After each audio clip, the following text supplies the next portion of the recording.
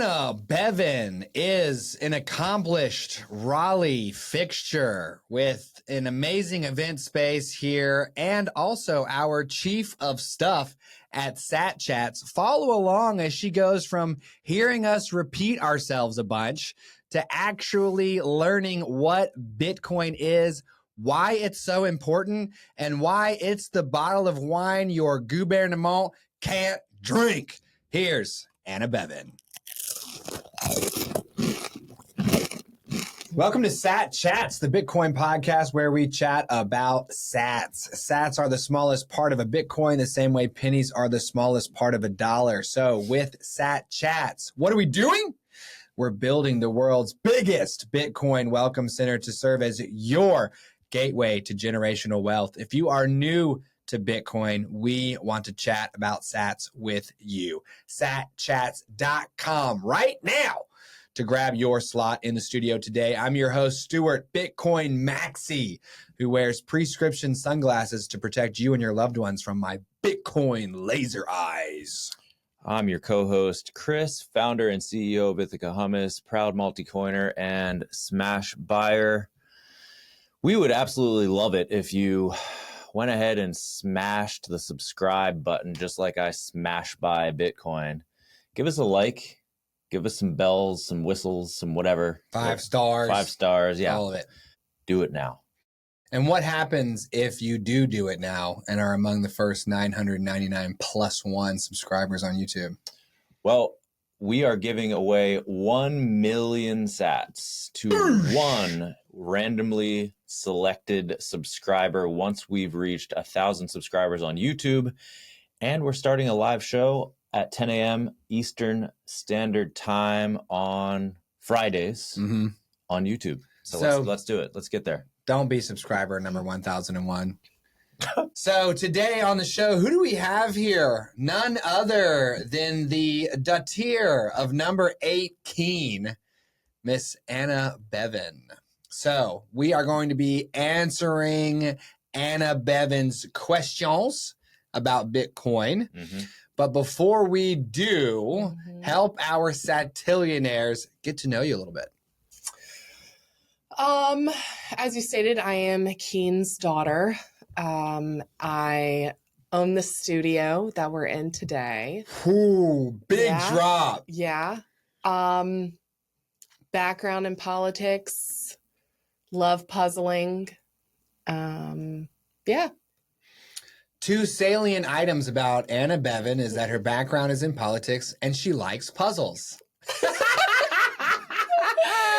I mean, there's obviously a lot more that can be said, but I feel like we don't want to go into all of those details. Well, we love Anna Beavon. She does. And tell them about the hit him with the Mac, though. What's up with the Mac? Yeah. So the studio is in the Macrith. It's a space that you can rent for parties, for baby showers, intimate gatherings for people to celebrate life. We don't do enough of that. And so I started a business that really focused on that. So let's jump in because you've been just immersed in the Bitcoin culture since about January with us. How much do you know about Bitcoin? I know about whatever you say repeatedly. And that's about it. Yeah. Not a lot. What are some of those things? Let's hear it. Yeah. What are some of those things? What do we say over and over again that are state paper? Nation state paper. Fiat currency. Never say the number 10. Ooh. Never say the number 10. Yep.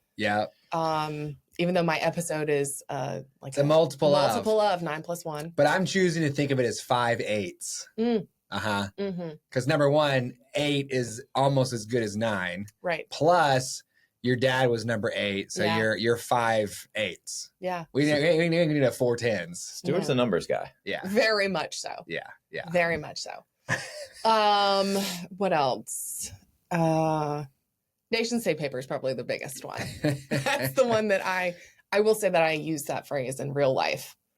because this is not real life, but I used it in real life Yeah. off the recording. So when I kept saying nation state paper over and over again, did that reframe this for you at all, or was it just a funny way to talk about money? I think in the beginning it was a funny way to talk about money. Mm-hmm. I think because I have heard you say it over and over and over again, and I've heard you also say that like one day it clicks and like Bitcoin is worth Bitcoin. Like one Bitcoin is worth one Bitcoin. There's another one. Yeah, that's a good one. That makes a ton of sense. Like it makes a ton of sense. I think I just like, I will go down the road of like, sure, I like all of those pieces of the puzzle make sense to me, but I am sort of stuck on like, but the liquidity of cash now is how like, is what we use to buy things. Mm-hmm. Like that's what I use at a coffee shop.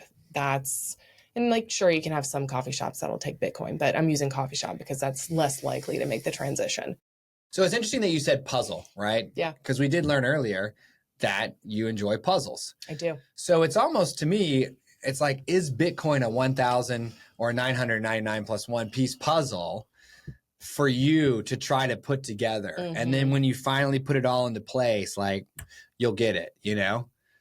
I mean, I think most gathering knowledge and learning is like that in general. But I think, I mean, I don't understand the different types of cryptocurrency. Like 2 weeks ago, I realized crypto and Bitcoin are not the same thing. That was sort of made sense, but also confusing.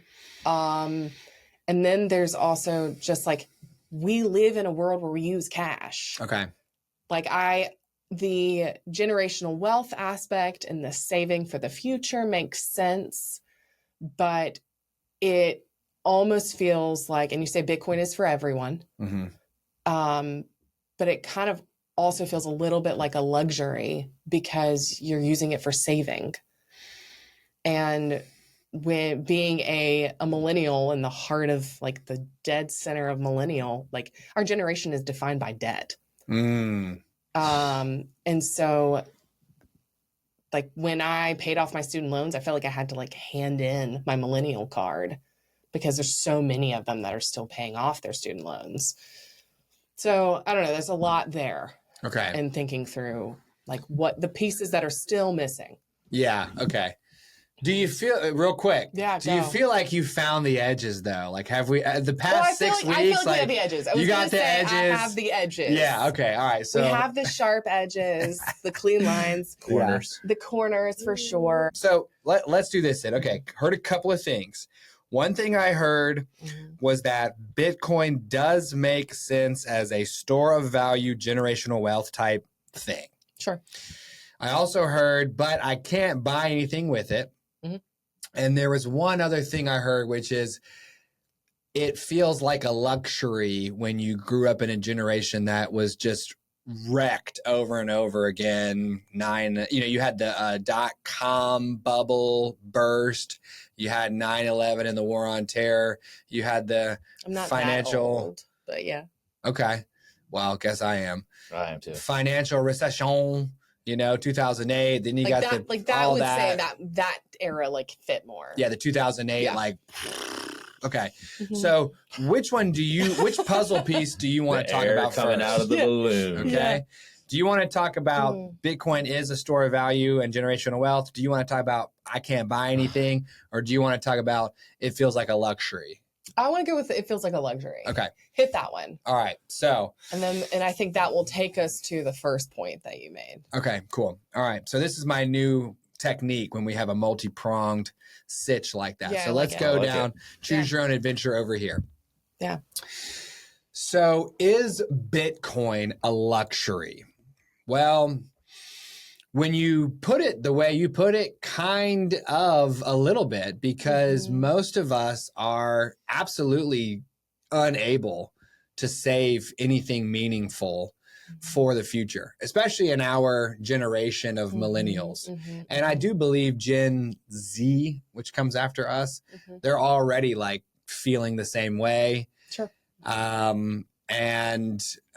Many Generation X, which comes before millennials, feel like they're just fully ignored. Like it just goes from boomers to millennials to Gen Z. And Gen X is like, dude, hey, what about us? Like we had it rough too, right? So it does feel like it is harder for our generation to get out ahead in life. And there's a hilarious meme online of some old dude dancing at like an outdoor picnic. And it's like, me right when I'm a boomer who bought my house for $5,000 in 1950 and just sold it for $3 million. Do you know what I mean? Yes. Where it's like, of course you're getting out ahead in life. Yes. Because you bought an asset and it has appreciated like crazy. Now, with the millennials, and we've had people on the show like number 5, Chris, I'm going to work until I'm dead. Number 10, Nick, I'm a comedian. I have no savings. I'm going to be working until I'm dead. You know, the whole like, I'm going to be the old man at Walmart handing out the stickers is like a recurring theme for people who come on the show. But here's what makes Bitcoin not a luxury. Okay.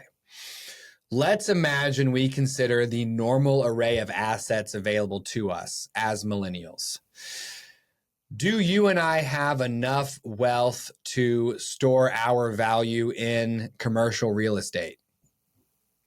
Probably not. I don't own a building downtown. Can I store my wealth in a $4 million Van Gogh? No, I don't even have enough money to start. Can I go out and be a Robert T. Kiyosaki landlord type guy who buys homes with loans and then gets the rent to cover what at this stage in my career, I could probably do that. I could probably get like enough to like get a loan to do like one house and try to be a landlord. Ain't nobody got time for that. Right? You got to find somebody to live in there. There's a lot of legality that goes on. What if the fridge breaks? What if they turn out to be a bad tenant? What if a tree falls on the house? Like property taxes. You got a property tax. You got to make sure they pay the rent. Like, dude, I got 2 kids. I got a Corn podcast. I ain't got no time for that. So so what's my most accessible asset as a run-of-the-mill salaried millennial guy? It's Wall Street. Stocks, bonds, portfolios, 401ks, hedge funds, mutual funds, options, calls, puts, right? And for many people, it almost turns into like fantasy football for these guys, where they're like, you know, just like they like pick their quarterback, they pick their running back, you know, and they kind of like put together a fantasy football team for the season that's composed of different players from different teams. They're going on to Wall Street. They're like, dude, I'm going to grab me some Apple. I'm going to get some Nvidia. I'm going to get some Google. And then I'm going to maybe I'm going to hedge it with some, you know, Johnson & Johnson. It just becomes like almost like they're just making picks. Yeah. You know? Yeah. And then they go on their phone and they probably all have iPhones and they go to the finance area of it and they program it so they can see their stocks. They're refreshing it. Oh, I'm up 3%. Oh, I'm down 2%. It's like a whole, it's almost like. I would actually say that a lot of people are not like that. Right. A lot of people are not following it constantly. They like maybe check it once a year when it's time for them to do their taxes. Okay. And like that feels like you're supposed to have stocks and invest your 401k. Like that's sort of like it's done already for you. Like you're not thinking about it. You make that selection at one point when you get your job and maybe you'll revisit it. But more than likely you probably won't until you get another job where you have to make another selection. And so I think, and even that I would say is probably not viewed as like a real safety net, depending on like what your employer matches, how much you're investing, how much you have the capacity to invest. But like thinking through, and then if you look at retirement as an option, which you mentioned that earlier, but like, I think we think about retirement in a completely different way. I think we think about it in a sense of, it is not the ending of a career. It is just a season of time where we do something else at a different pace. Whether we have to continue to work or we want to continue to work. Well, they used to have pensions for us, didn't they? Mm-hmm. But now they're like, you know what? At some point, they're like, actually, we can't sustain that because we're just getting ourselves fully upside down with this money that we keep printing. So here's what we'll do. We will take everybody's retirement, and instead of giving you a guaranteed pension for being an employee of a good company for a long time, we're going to give you this 401k. We're going to strap your ability to retire to our stock market. So even if you don't go all the way into the land of basically degenerate Wall Street style gambling picks, up, down, all that stuff, you still need to be a manager of your portfolio. And you do need to learn enough about the stock market to say, well, should I pick a fund that's kind of like a target retirement date? Should I do a mix of stocks, bonds, international stocks? Or should I get in there and try to make more than the average by picking winners and losers? So short story long, if you have any money at all to do something with, up until Bitcoin, the most accessible option for you as an asset was to wade into the world of Wall Street. For sure.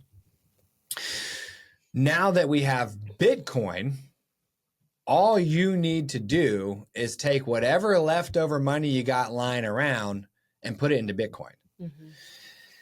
You don't need to take a ton of time to teach yourself about the inner workings of a market that is run by people and corporations and interests that are far more focused on it than you are. You don't even need a bunch of money to get started with Bitcoin. Number 27 Adam buys 9 cents on Robinhood. 9 cents worth of Bitcoin. You can't buy 9 cents worth of a Van Gogh painting or 9 cents worth of a corporate building or 9 cents worth of a home to be a landlord. Or really 9 cents. The smaller portions that you can buy of Bitcoin is probably the most encouraging part. Like, it's a small thing is better than nothing. Yes, yes. And so to your point, since anyone can buy it anywhere around the world in any amount, it makes it, in fact, not a luxury, but the money of the people. You know what I mean? It's for the masses. It's for us. And number 12, Jack, he has that pressure washing business, Cascade Raleigh, CascadeRaleigh.com for your pressure washing needs. He gets those driveways crispy. So crispy, nice and clean. Yeah. He takes whatever extra money he has after a pressure washing job, buys Bitcoin. So he'll text me. He's like, hey, man, I had a good day pressure washing yesterday. I bought $20 worth of Bitcoin. He didn't take his whole amount in, but he's like, whatever I had left over that I know I can save this. Bitcoin is now his savings account, just like it's my savings account. I mean, so your point is that with large, like big ticket assets, the barrier is you need a certain minimum amount of capital. And with Wall Street, if you really want to maximize your return, the barrier is knowledge. And with Bitcoin removes both of those barriers.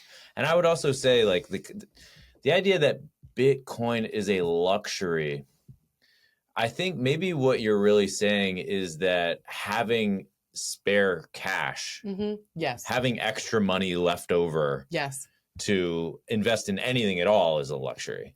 So the whole concept is shrouded in this thing that feels inaccessible to a lot of people. I mean, that's certainly true in a lot of situations, but you know, 9 cents. You know, the fact that maybe it's just like a mind shift. Yeah. Of like a mindset that like, all right, I don't need $100 a week. Right. I don't need $10 a week. I could do $1 a week. Yeah. You know, and, you know, it's about starting, you know, like with anything. It's not about like thinking about where you're going and getting all intimidating and overthinking it and then never taking action, you know, which is what human nature, right? That's what most of us do. But if you can just make a start and just start $1 week after week, what I often see with people who are new to Bitcoin is that whole concept starts to change. But here's the thing. Part of, you know, you're partly describing a phenomenon of people in our generation not having any money, so they can't buy Bitcoin because it's a luxury. And it's important to remember that the reason why it's so hard for our generation to have any spare cash is because of the cash that we're using. So then you're in a situation where the cash you're using is not allowing you to have enough cash to get somewhere where you can actually get out ahead. It's almost like, well, I don't have enough cash to escape this naughty cash system I'm in, so I guess I'll just stay in this hamster wheel for the rest of my life. It's infuriating. It's so bad. It's infuriating. It's so bad. Okay, so how does the government treat, so like, here's what I'm trying to ask, I think. So follow me. I have a home. I have also a second home, which is like, that's crazy. And generationally, the assets that I have count towards me and I can borrow against myself in the view of the government. If you have, because it's not as liquid, which is sort of what we're looking at Bitcoin being not as liquid.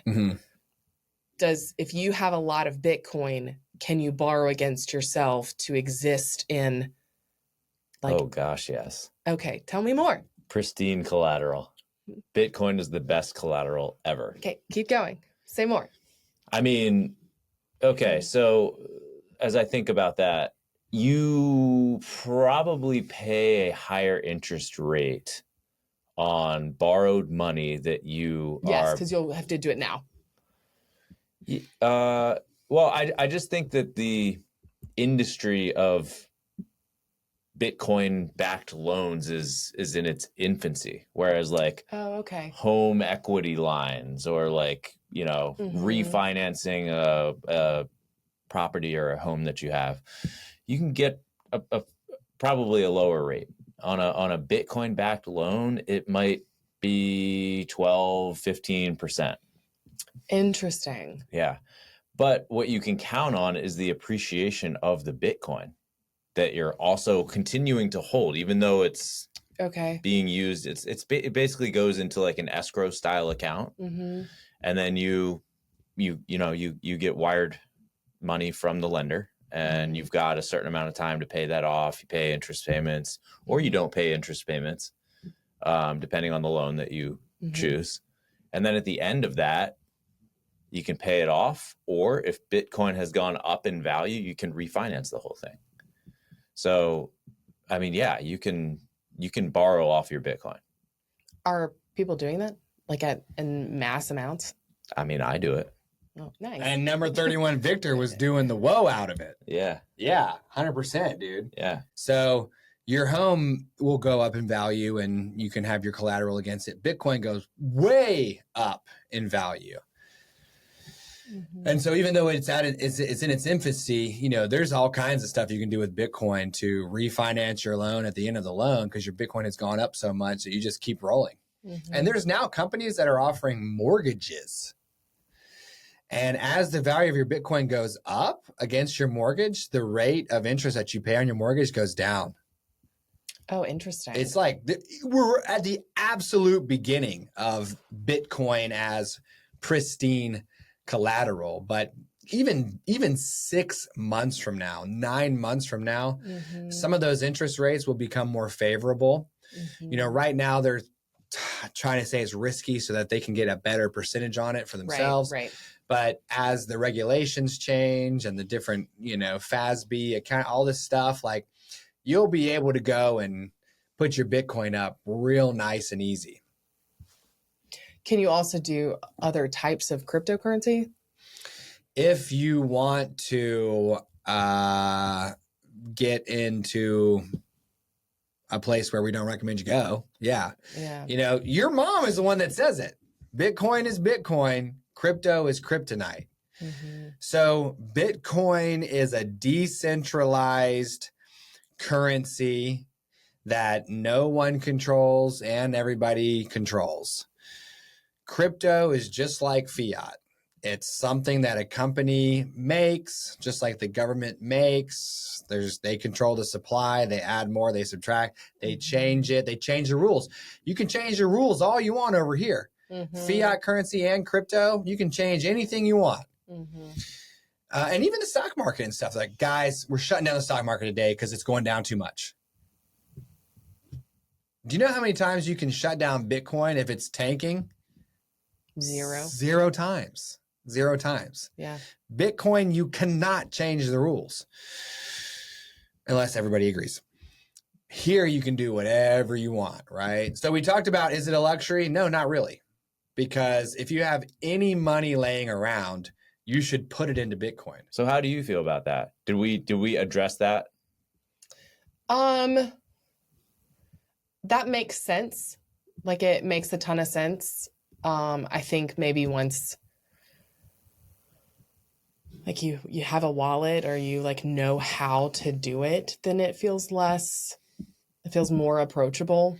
But I think the fact that you can put 6 cents, 9 cents, $1 in it to do something, to start a pattern, to start the way you think about it, that's encouraging.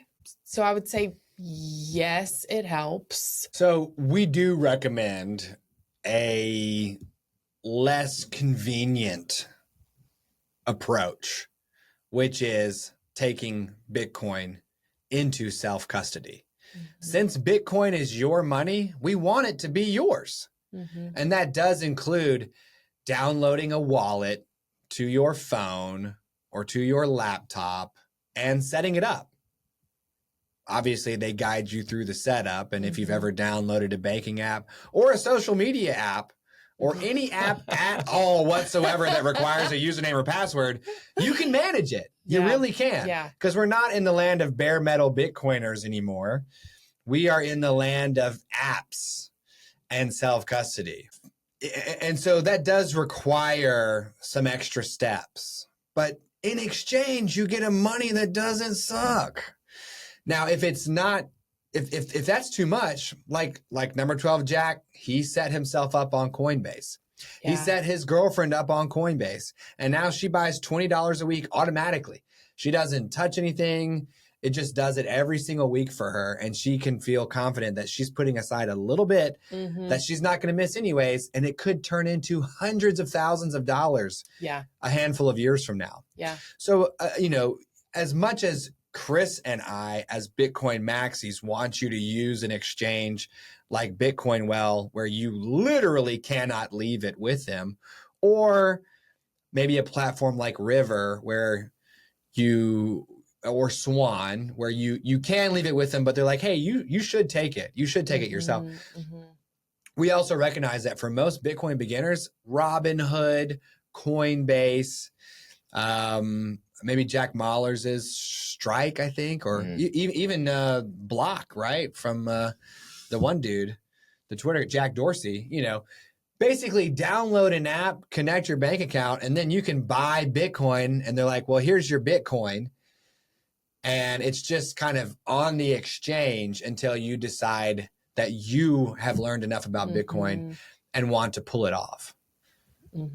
Into your own self-custody. Because you might not have seen number 33 Jameson, but he points out that some of the biggest scandals in Bitcoin history have to do with a Bitcoin exchange starting to get silly the same way governments do. Where they're like, well, we have this much Bitcoin, but we're going to say we have this much Bitcoin. and we're going to lend it out to people, or we're going to move it around, and we're going to, we're not going to stick to what we have. We're going to get funny with it. We might try to rehypothecate it. We might try to, and then everybody tries to go get their Bitcoin all at once. And like, well, we actually don't have it. Right? Classic move. Classic move. Yeah. Right? Yeah. So that's why we recommend, like, well, get your own. But if that's a barrier to entry, just get some. Yeah. And as you stack sats each week or each month, you're like, oh man, now I've got 100,000 sats. Now I got 250,000 sats. Now I'm a satillionaire. Okay. Now that I'm a satillionaire, maybe this should be mine. Maybe I should control the keys. Because what's another thing I say all the time? Not your keys, not your cheese. If you don't control the keys to your Bitcoin, that's not your Bitcoin. That's an IOU that's attached to someone's Bitcoin. Right. So, short story long, get started with a Coinbase or what was the other one that I recommended a second ago? Strike, maybe. Yeah. Robinhood. Get started on one of these apps that you might be familiar with already. And then you can go further and further and further. So I'll tell you, there's one thing that I really do like about Bitcoin is that the more you learn about it, the more it starts to make sense and you get to see it be applicable. That's sort of one of the things I really like about wine. And so like I've studied wine. I know a lot about wine.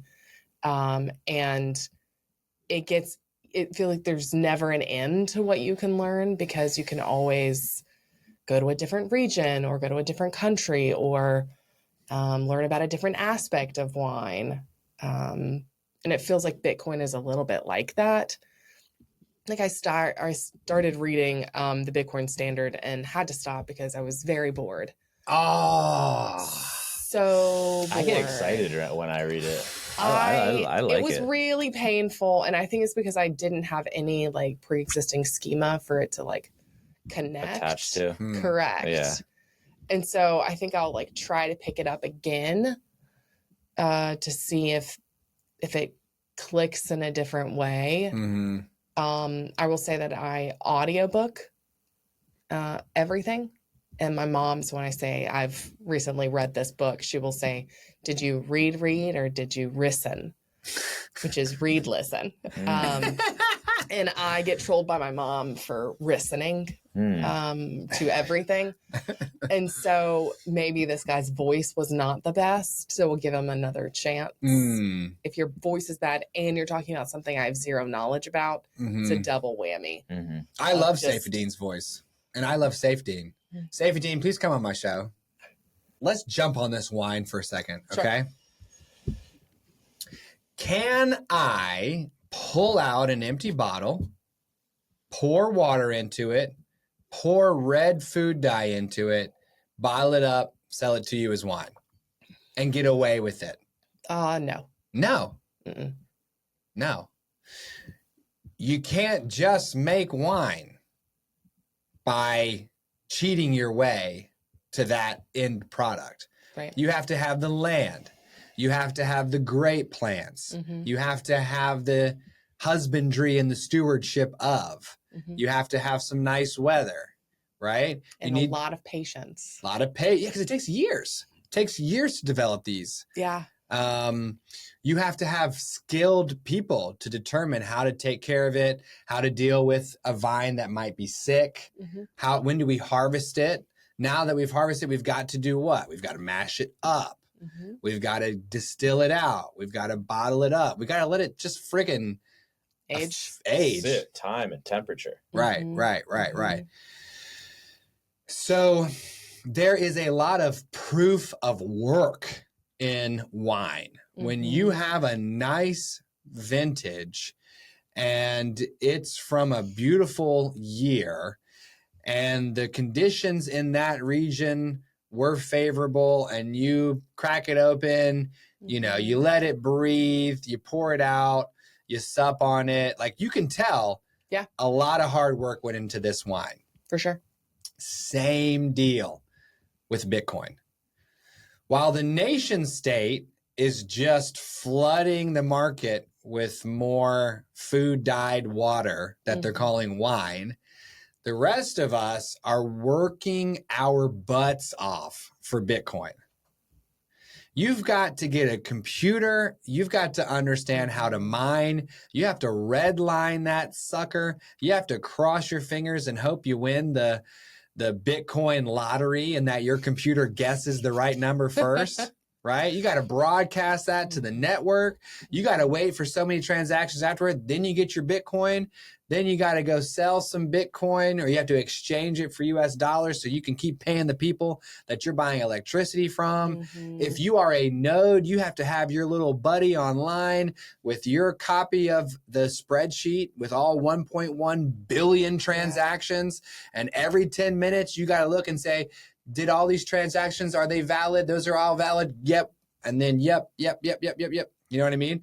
If you're like us, you have to go down into the fiat mines each day to record episodes of a podcast so that you can feed YubTub with content and just toil away in obscurity with negative 500 followers, even though you're ripping content like you wouldn't even believe. Come on, because you're like, hey, man, we believe in this. And you're just like, please, we just want to get to a point where we can like run a Zaxby's ad before this dang thing so we can make like 3 pennies per view, dude. Because we're going to take those 3 pennies and we're going to buy 3 pennies worth of sats, right? On Robinhood, like my guy, number 27 Adam. So we're all working as hard not like that as we possibly can, right? Now, wine is like Bitcoin in that the proof of work is there. Okay. That visual makes a lot of sense. Right? Okay. That's helpful. Okay. Now let's imagine you have a bottle of wine, and it is wine. And I am the person who controls the bottle of wine.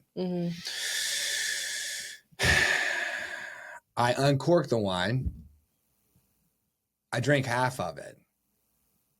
I pour water into it and some food coloring. I mix it up. I recork it. I say, here's that wine that I promised you. And you uncork it and you take a sip. How do you feel? Gypped. Real grumpy. Real unhappy. Very. Because they've taken what they promised you and they made it weaker. Because they took some of it from you and filled it back up with something that's worthless. Okay? What's that sound like? It sounds like the nation state paper. Sounds like a little bit of papello de nation state. Yeah, it totally does. When we work our butts off for number 4 Ari, NSP, baby. And then they say, we're going to tax your NSP to pay for us. And then they don't really dilute your NSP. Yeah, it's a great way to think about it. We're gonna take some of the NSP you worked for to pay for ourselves, okay? And we actually spent even more than we collected. So we're gonna print some more of this NSP to pay for ourselves because we can't operate on a budget. Then they're not only are you working your butt off for a bottle of wine, but you have to give the first 3 sips to the gouvernement in exchange for what? Okay? I don't care how many granddads dropped a bomb on a sniper's face. My granddad would probably be furious. Yeah. Right? To know that he fought for a country that's taken the first 3 sips of his bottle of wine.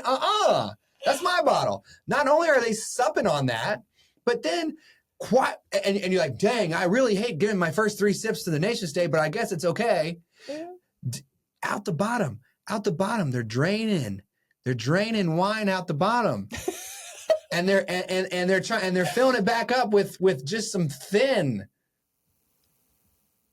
Do you know what I mean? Yeah. Just some thin, it's nothing, right? Yeah. So they're siphoning it out the bottom without you even knowing. And then you go and you're like, man, this wine doesn't taste as good as it used to. It's not as strong. I have to drink more of it to get the same effect. And I don't know why. And the gouvernement says, well, it's because the grape harvest is bad this year, guys. It's because the grape growers are a bunch of knuckleheads and they're greedy. And we're gonna legislate those grape growers for you guys because they're the ones that are doing this to you. Okay. And the bottles, the glass, those glass guys, they're just real pains, y'all. It's definitely not us. We're not the ones doing it. Okay. It's everybody except for us. And meanwhile, they're like this, and they're just fully getting your wine out the bottom of your bottle. Yep. Can you believe that? How do you feel about your bottle of wine now? Oh, so sad. So sad about my bottle of wine. It's not fair. I mean, of course not. Of course not. That visual is very good. Yeah.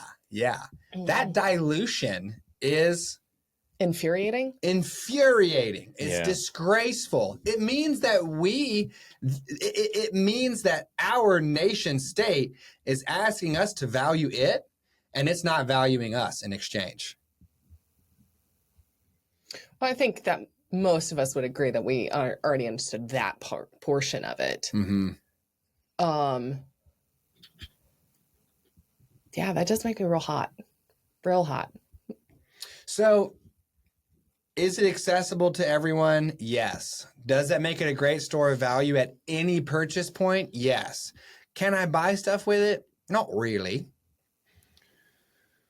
Kind of, but not really. You know, as somebody in the comments said, I don't take it at my food store. And I don't take a big one at my food store. I'm like, okay, bro, isn't that a grocery? It's like, okay, your food store. So here's my strategy. And this is what number 14 Robert does. He puts every last drop possible into Bitcoin. Mm-hmm. And then he keeps about 3 months of cash on hand. Because he feels like by the end of that 3 months, that cash ain't going to be worth much anymore anyways, because they're printing $1 trillion every 100 some odd days.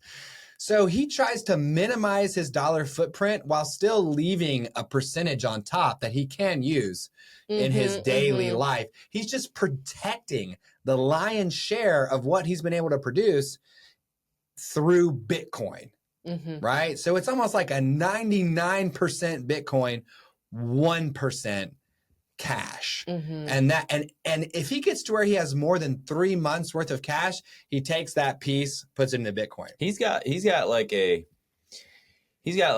dugout full of Bitcoin. Yeah. He's got gold on deck, and then he keeps dollars at bat. Oh, dang! That's a great visual. Let's go. You know what I'm saying? Yeah, yeah, boy. Oh, yeah, that's great. So, and to be fair, Robert does have gold as like an intermediary between the two, where it doesn't have the same shelf life as Bitcoin, but it keeps a lot longer than dollars. I don't think I'm going to have the gold on deck. Nah, me neither. Don't need it. Yeah, I think that is just, you need places to store it, deep security systems. Yeah. I mean, I could kind of get behind it a little bit, but then when I look at the performance of gold versus the performance of Bitcoin, I'm like, nope, no. Gold is like the Carlo Rossi table wine compared to Bitcoin's like Beaujolais. Let's go like first little crush of the seas. Like, you know what I mean? Super fresh. It stays fresh forever. Yeah. You know what I mean? So, you know, that's what I'm going for. That's what I want. Have I achieved it yet? No. But that's where I want to take my finances, is to where the majority is in Bitcoin, where it can be safe. Yeah. Where you can't you can't get Bitcoin out the bottom of the bottle. Interesting. Right? Yeah. In order to get wine out of the bottom of the bottle, you have to control the bottle. Government can get your wine out of your bottle because it controls your bottle. Right? Since it created a money that it declared was money, and then we use it, it can make more money for itself, even though we have to work for it. But since everybody has to work for Bitcoin, governments have to work for Bitcoin. So your Bitcoin is your Bitcoin. And the only way someone can get your Bitcoin is if they've done something valuable for you and you're ready to exchange your Bitcoin for that. Yeah. I mean, at this point, probably say that Bitcoin is better than a 401k by like a lot. By a lot. A lot. By a lot. Yes. I agree. Like my on deck would probably be a high yield savings account. Okay. So you do cash, high yield savings account where it's like doing something for you. But yeah. And then your dugout is Bitcoin. Going with this like, dude, you ripped this. That was really lovely. The baseball softball. That was nice. Yeah. Got something. That was just for you. Yeah. Thank you. I really appreciate it. You're welcome. Because I played softball. That's right. Yeah. That was sick. Yeah. So, and to your point, I believe River now offers an FDIC insured savings account, just like any other bank account there is. And it pays 3% or more, which is more than a good deal of savings accounts out there. But here's the catch.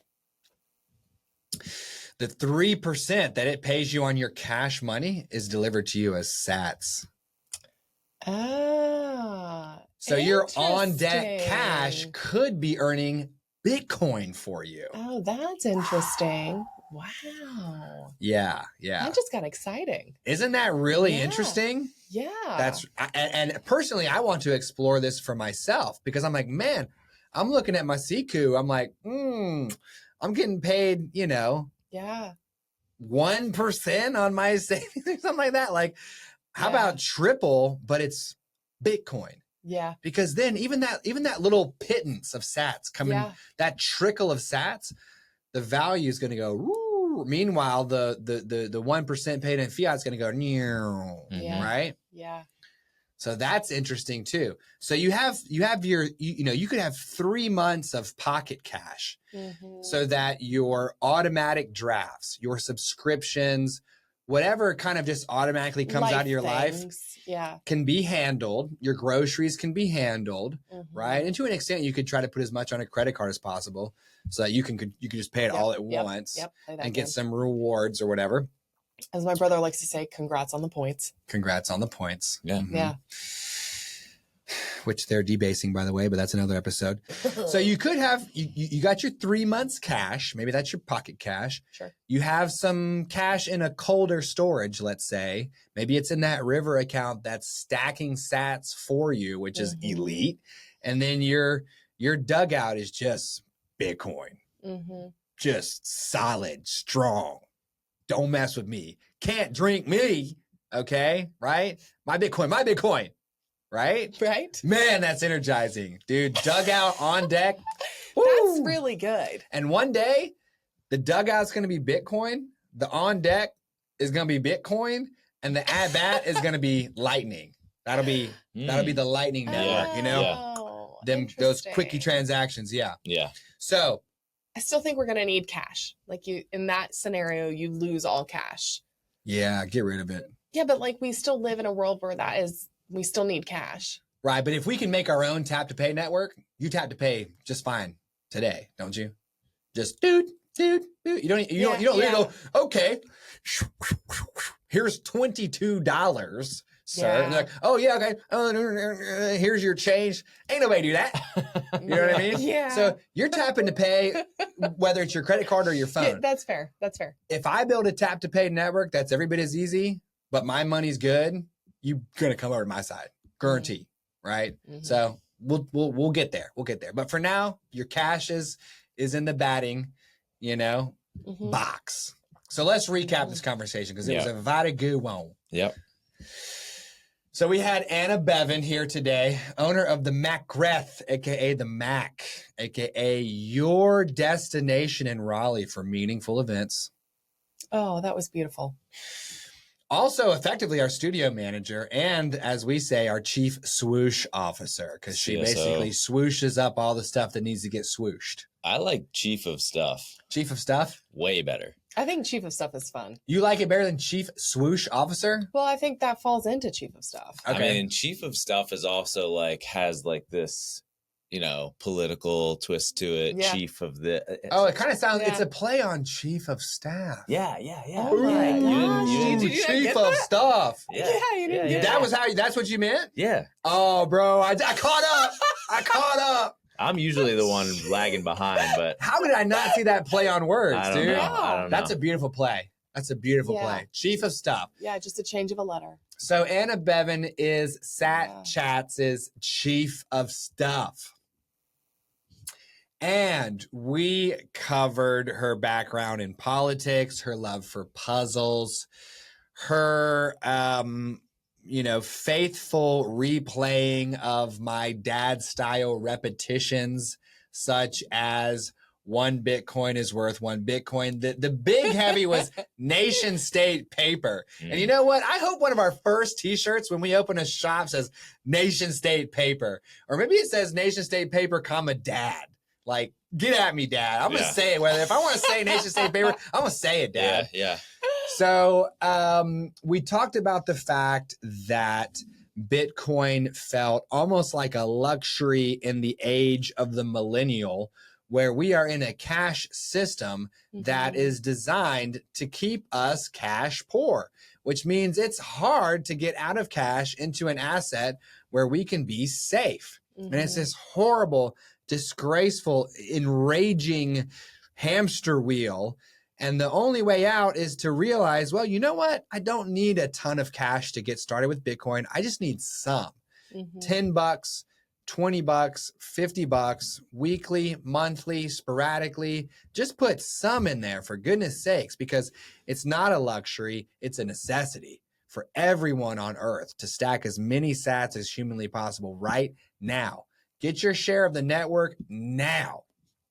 We came over here and realized, well, if it's actually a necessity, then that does mean it is a store of value where we can rely on it. We can put it in our dugout.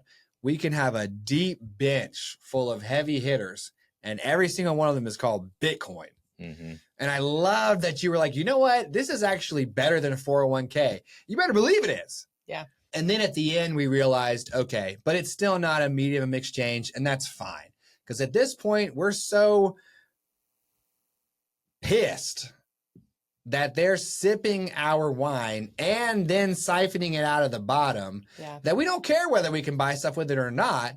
We care about getting as much into Bitcoin as possible so that we have Bitcoin in our dugout.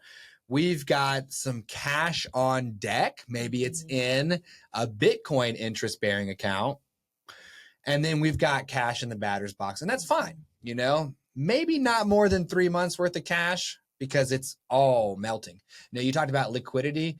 Cash is liquid, right? Because it has melted into a puddle. That's why it's liquid, okay? We need good, clean ice blocks in the fridge, you know?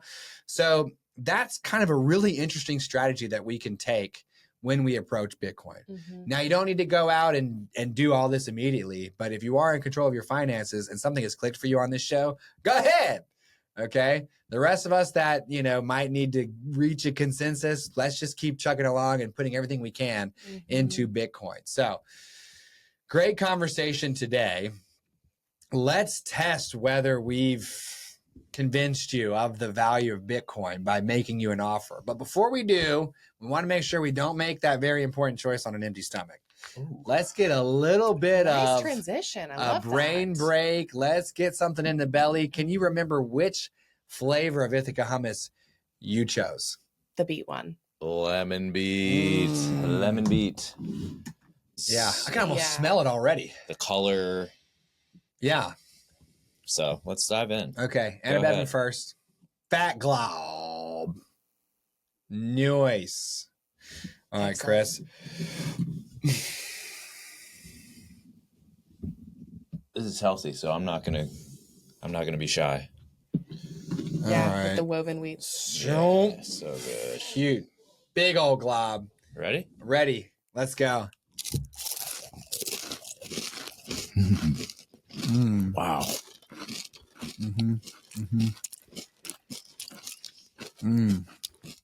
Wow. Something so nice about that. It's super good.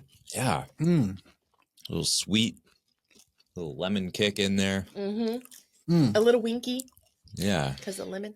Yeah. Yeah, like, first of all, how can every flavor of Ithaca hummus be a slam dunk? It's not possible.